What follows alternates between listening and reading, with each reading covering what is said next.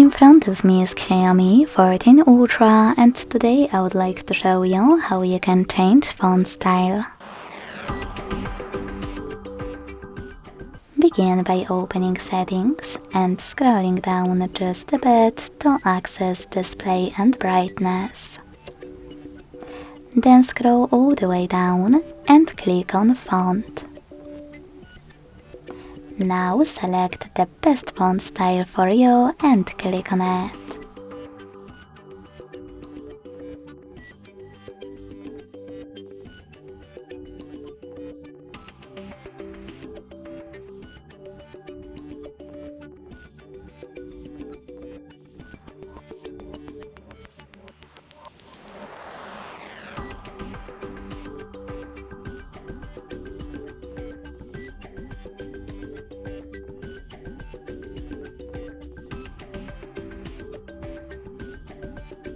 Then click on the green button over here and wait.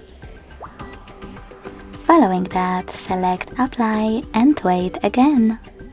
So when I go back, as you can see, style of my font has changed. If you wish to go back to default font style, access Display and Brightness again.